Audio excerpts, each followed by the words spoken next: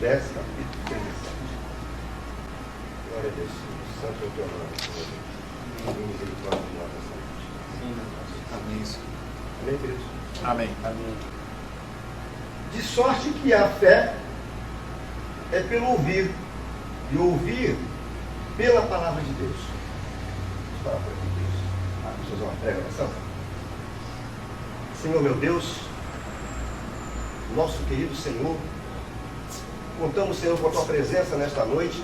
Sim, meu Deus. Porque nada somos, Senhor, sem o teu Espírito. É verdade, Senhor. Venha, Senhor, colocar essa palavra nos nossos corações nesta noite. Amém. Para que possamos ter força, Senhor, para continuarmos nesta caminhada, que é a caminhada rumo ao teu reino, meu Deus querido. Em nome do Senhor Jesus Cristo, eu te peço e já te agradeço. Amém. Amém. Podemos sentar. Nós,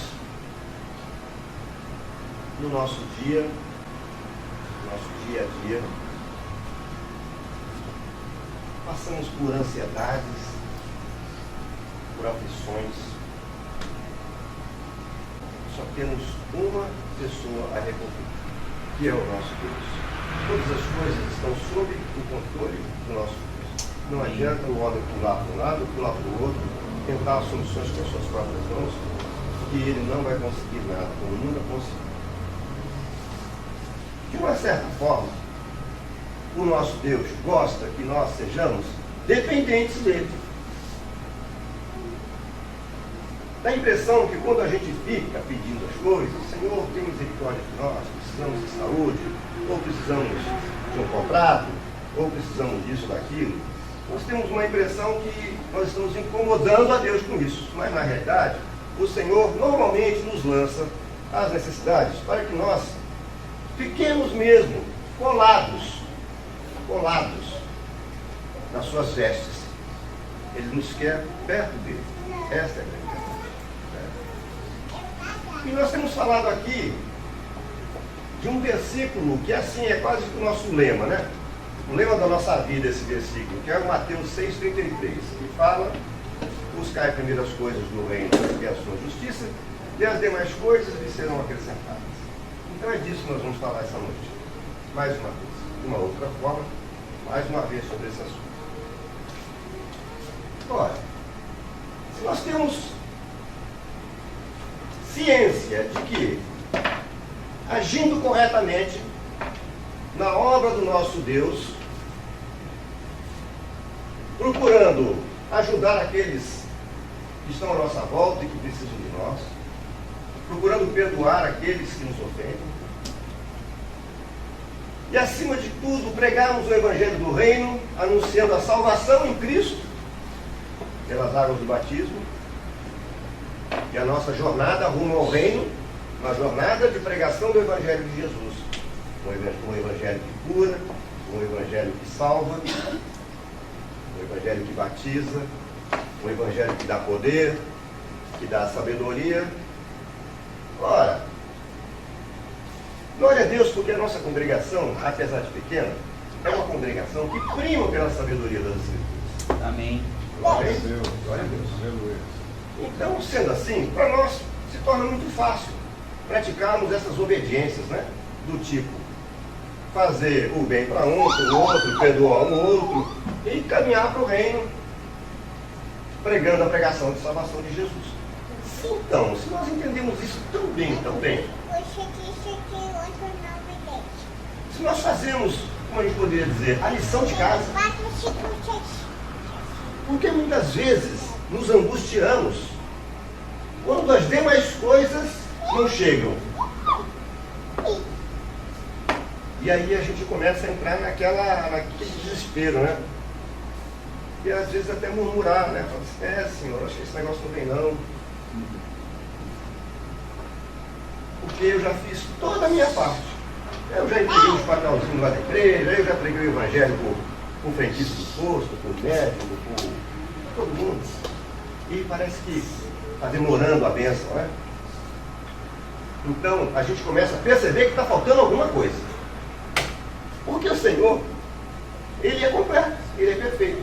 E as Escrituras também nos trazem solução para todas as coisas. Então por que lemos um versículo tão maravilhoso como esse e de repente a gente se pega falando assim, mas é aquela coisinha que eu queria abrir a caixa lá das demais coisas, e não vem nunca essa coisinha. Cadê aquele contratinho, né, pessoal? Então, ali, esperando, né? Um doido. Então, é disso que nós vamos falar hoje. É que está faltando um ingrediente aí. Um ingrediente muito, mas muito importante mesmo. E vocês sabem qual é esse ingrediente, né? Ele é tão importante que sem ele é impossível agradar a Deus. Então nós estamos falando aqui de um ingrediente imprescindível chamado fé. Então, se a gente precisa desse ingrediente para adicioná-lo no nosso trabalho, para que o nosso trabalho possa surtir efeito perante Deus. Se esse ingrediente é tão importante, hoje nós vamos falar um pouco sobre ele. A primeira coisa que nós temos que saber sobre esse ingrediente é o que ele é. Ele é fé. Quando nós falamos em fé, a primeira coisa que vem na nossa cabeça é que a fé é um sentimento, né? Eu estou sentindo que eu vou receber alguma coisa.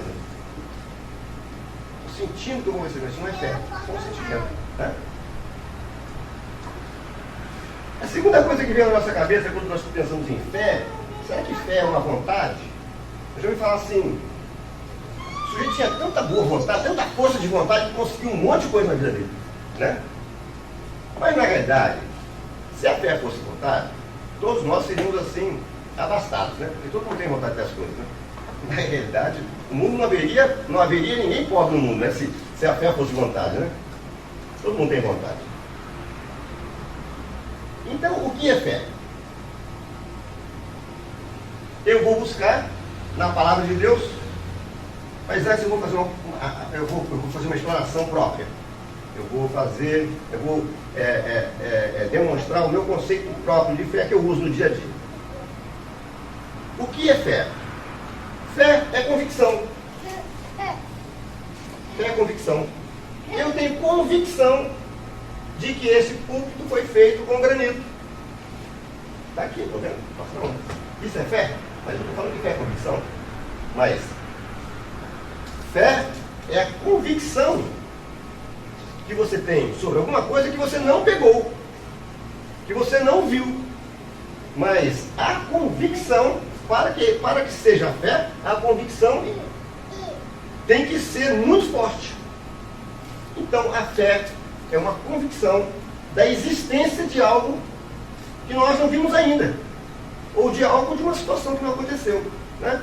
Vamos ver o que o autor de Hebreus nos diz com relação à fé. Eu acho que essa aqui deve ser uma das definições melhores de fé que a gente acha na Bíblia. Todos conhecem? O texto diz assim: ora, a fé é o firme fundamento das coisas que se esperam e a prova das coisas que não se veem. Essa definição é muito, muito bonita.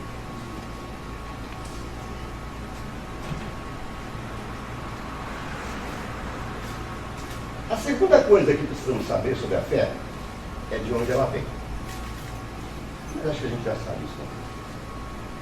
Por quê? Paulo diz assim: porque pela graça sois salvos por meio da fé. E isso não vem de vós, é dom de Deus. Olha, não vem de vós. De quem que vem? É dom de Deus, e é dom de Deus vem dele. Né? Para o crente, da onde ela nasce? Nas águas do batismo, o camarada recebe o Espírito Santo no templo do seu corpo e passa desse momento buscar os dons espirituais. E os três primeiros que eu tenho batido aqui são sabedoria, ciência da palavra e a fé. Né? São as três armas que o camarada tem que ter para ele começar a caminhar com Deus. Daí tem outros, né? Qualquer hora a gente vai ler os outros do 1 Coríntios 12. Mas esses são os mais importantes para que a gente possa caminhar com Deus. Bom, sabemos que a fé, a gente não pode produzir fé dentro da gente mesmo. 1 Coríntios, Paulo diz o seguinte, 1 Coríntios 12, 7, olha que coisa interessante. Mas a manifestação do Espírito é dada a cada um para o que for útil. Porque a um, pelo Espírito, é dada a palavra de sabedoria, e a outro, pelo mesmo Espírito, a palavra de ciência, e a outro, pelo mesmo Espírito, a fé. Então nós estamos falando aqui do segundo ponto nós estamos falando do segundo ponto a respeito da fé, de onde ela vem. E o interessante, quando ela não vem total não, o cara já não recebe um monte de fé não. O cara tem que ir se aperfeiçoando na fé. Olha o que Tiago 2:22 diz. Bem vês que a fé cooperou com as suas obras. Obras da fé, né? Obras do Espírito, né? Lembra que a gente falou a respeito disso uma vez aí? Que é obras da carne, obras da fé, é obras do Espírito. Bem vês que a fé cooperou com as suas obras e que pelas obras a fé foi aperfeiçoada. Olha que coisa interessante, Deus faz umas coisas estranhas. Ele bem vê que a fé cooperou com as suas obras, quer dizer, a fé cooperou com as obras do Espírito que o cara começou a praticar. Né? Começou a se interessar pelas Escrituras, começou a pregar o Evangelho, começou a orar pelos irmãos, pelos enfermos, pelos todos. Então ele começou, ele recebeu um pouco de fé, um pouco de dom de Deus, e aí o que acontece? Bem vês que a fé cooperou com as suas obras. A fé ajudou com que essa pessoa pudesse praticar essas obras. E que pelas obras a fé foi aperfeiçoada. Você vê como funciona então o desenvolvimento da fé? É tipo um investimento, né? Que você vai investindo, o dinheiro vai crescendo. Né? Olha lá. Então o que acontece? Você tem um pouco de fé, pratica boas obras, aquelas boas obras aperfeiçoam a sua fé. Então a gente veio aqui, viu, da onde a fé veio, né? Da onde vem a fé é dom de Deus. O primeiro ponto, né, era o que era a fé, que é a convicção das coisas que não vimos ainda, mas que temos certeza absoluta que existem. Né? Vamos aqui para o terceiro e último ponto. Diz o seguinte: qual é a sua finalidade? Qual é a finalidade da fé? Essa do Vitor Guimarães. Qual é a finalidade da fé? A gente fica pensando tudo, né? Mas na verdade a finalidade da fé, a primeira finalidade da fé é agradar a Deus. Vamos ver o que o texto de Hebreus 11 diz? 11:6 diz assim: ora, sem fé é impossível agradar a Deus. A gente já fica pensando que a primeira virtude da fé é para a gente ganhar alguma coisa, né? Não é não. O primeiro ponto da fé é agradar a Deus. Sem fé você não consegue agradar a Deus. Então, quando você desce para as águas do batismo, clama pelo poder do Espírito Santo para que ele te dê fé.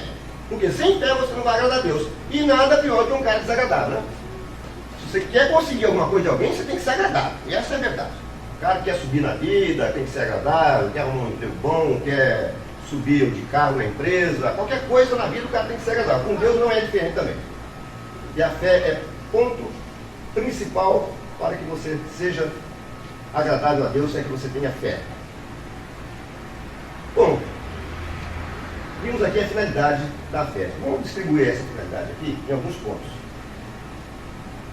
Então, o primeiro ponto é a finalidade de agradar a Deus. O segundo ponto da finalidade é ser os filhos de Deus. Porque veja bem o que diz Gálatas 3:26. Porque todos sois filhos de Deus pela fé em Cristo.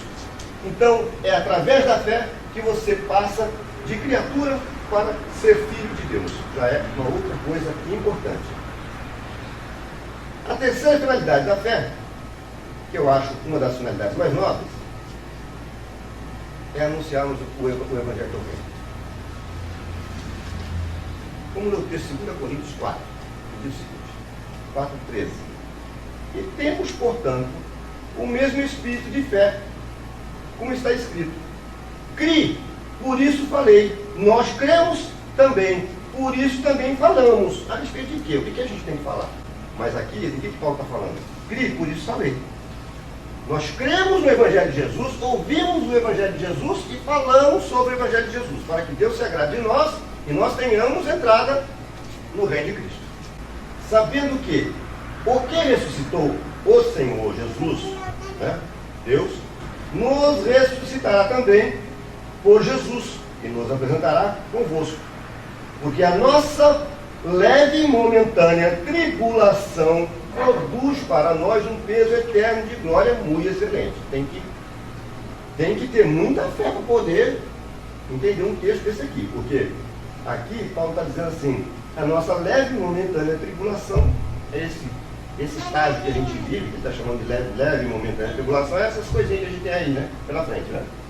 Produz para nós um peso eterno de glória, muito excelente. Ou seja, o Senhor usa estas necessidades que nós temos para que nós sejamos merecedores de alguma coisa, que nós tenhamos algum brilho. Então Ele nos submete a essas momentâneas tribulações, não atentando nós nas coisas que se veem, né? Estou vendo isso aqui, ó, mas nas que não se veem. O que a gente não está vendo aqui? É o reino do Senhor que está por vir, né? É o que a gente tem que atentar. A gente tem que atentar para ver as coisas que não se veem. Mas nas que se não veem, porque as que se veem são temporais. E as que não se veem são eternas. Está falando do reino eterno do Senhor aqui. Com certeza. A quarta finalidade da fé também é muito importante. Sermos perseverantes e pacientes. Como é o que Tiago 1:2 diz. Meus irmãos, tem de grande gozo quando cairdes em várias tentações. Tem que ter fé agora. É que é o texto. Olha o texto. Olha só o texto. Irmãos, olha só o texto. Meus irmãos, tem de grande gozo, ainda para ter grande gozo quando cairdes em várias tentações, sabendo que a prova da vossa fé opera paciência. A fé opera paciência. Então aqui, nós vemos que a fé opera a paciência. Imagina que essa fé que remove montanhas, né? Mas através dessa paciência, dessa máquina chamada paciência. Tenha, porém, a paciência, a sua obra perfeita, para que sejais perfeitos e completos, sem faltar em coisa alguma. Vamos ver o que o Romanos 5 diz. Tendo sido, pois, justificados pela fé, nas águas do batismo, temos paz com Deus, o nosso Senhor Jesus Cristo, pelo qual também temos entrada pela fé a esta graça, na qual estamos firmes e nos gloriamos, na esperança da glória de Deus. E não somente isso, mas também nos gloriamos nas tribulações. Outro texto. Aquele ali era, esse texto aqui era 2 Coríntios. O de Tiago, Tiago 1. Romanos 5, falando da mesma coisa. E não somente isto, mas também nos gloriemos nas tribulações. Mais uma vez, que a gente tem que dar graças a Deus na tribulação. Sabendo que a tribulação produz a paciência. Olha só que Deus. E não somente isso, mas também nos gloriemos nas tribulações, sabendo que a tribulação produz paciência. É a tribulação que produz a paciência. E a paciência produz a experiência. E a experiência, a esperança. E a esperança não traz confusão, porquanto o amor de Deus está derramado em nossos corações pelo Espírito Santo que nos foi dado. Mateus 6,33, que diz: mas buscai primeiro o reino de Deus, sua justiça, e todas essas coisas vos serão acrescentadas. Aí você faz tudo, e as coisas que serão acrescentadas começam a aparecer. Porque você está se esquecendo de um detalhezinho que tem ali. E as demais coisas vos serão acrescentadas, porém tende paciência. Não está escrito isso no texto não. Tá? Eu coloquei aqui. Tende paciência, agora está escrito no texto. Não vos inquieteis, é o 33, agora é o 34. Não vos inquieteis, pois pelo dia de amanhã, porque o dia de amanhã cuidará de si mesmo. É Jesus falando aqui, tá? Se vocês não gostarem, vocês vão brigar com ele. Então, quer dizer, você tem que ter paciência, aguentar e glorificar quando você estiver atribulado, né? Não vos inquieteis, pois pelo dia de amanhã, porque o dia de amanhã cuidará de si mesmo. A gente não aprende isso nunca. É por isso que nós estamos sempre acompanhados. Já percebeu isso? A gente não aprende isso não. A gente fala, lê. Não, eu estou entendendo isso. Eu entendo isso. Olha, não tem nada. Tem, mas não pratico. Eu não entendo. A gente vive preocupado com o dia de amanhã. Não que a gente não tenha que fazer planos e fazer projetos, isso não é bem isso. Mas essa preocupação exagerada que nós temos pelo dia de amanhã, isso vai consumindo com a gente. E parece que quanto mais você se preocupa, mais Deus te prova. Né? Quanto mais você entrega na mão dele, mais as coisas andam direito. Porque o dia de amanhã cuidará de si mesmo. Basta a cada dia o seu mal. Né? Usaria do seu coloquinho, né? É duro de praticar só, mas que é bonito é. Né? É assim, queridos, a gente está encerrando essa pregação, bem rapidinho hoje. Eu vou só ler um texto de Tiago 5, que faz parte do nosso dia a dia. E a oração da fé salvará o doente. E o Senhor o levantará, e se houver cometido pecados, seriam perdoados. Olha que coisa bonita. Tem que orar pelos pecados dos nossos irmãos, para que os pecados sejam perdoados. Daniel estava orando para os pecados do povo dele, dos hebreus, né? Quando veio aquela revelação maravilhosa. Confessai as vossas culpas uns para os outros, e orais uns pelos outros, para que sarareis.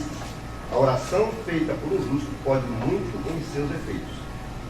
Elias era um homem sujeito às mesmas paixões que nós, e orando, pediu que não chovesse, e por 3 anos e 6 meses, não sei porque o Senhor gosta de trabalhar com esse negócio de 3 anos e meio, né? Mas sempre aparece na Bíblia isso aí, né? São tipificações. 42 meses, 3 anos e meio, por aí mesmo. Durante 3 anos e meio, 3 anos e 6 meses, não choveu sobre a terra. E Elias orou outra vez, e o céu deu chuva e a terra produziu seu fruto. Eu li esse texto aqui, só para a gente se lembrar da fé de um grande homem que tinha muita fé. Então, o que eu quero dizer para vocês é o seguinte: o texto de Mateus 6:33 deve ser lido completo, né? A gente não pode parar que nem aqui, a gente está parando de vez em quando. Mas buscar primeiro o reino de Deus, a sua justiça e todas as coisas serão acrescentadas. Não. Tende paciência. Não vos inquieteis, pois pelo dia de amanhã. Porque o dia de amanhã cuidará de si mesmo. Basta a cada dia o seu mal. Então o que a gente vê? Que muitas vezes a gente pede as coisas para Deus, mas tudo tem que fazer. Mas quando termina de fazer, fala assim, agora Senhor, agora eu quero, agora chegou minha vez. O negócio é bem assim. O Senhor, ele tem a maneira dele trabalhar, não é a mesma maneira nossa, né? Tá? Deus querido e santo, te agradecemos, Senhor, pela reflexão que fizemos sobre a tua palavra, num assunto tão importante que é a fé. Perdoa, Senhor, nossas falhas, mas sabemos que o teu Espírito é suficiente para nos fazer entender aquilo que tanto precisamos. Amém. E é o entendimento das tuas Escrituras. Pai amado, leva a tua igreja para casa em segurança. Amém. E que a graça do Senhor Jesus Cristo e as consolações do Espírito Santo estejam sobre todos nós nesta noite. Amém, Senhor. Amém. Glória a Deus.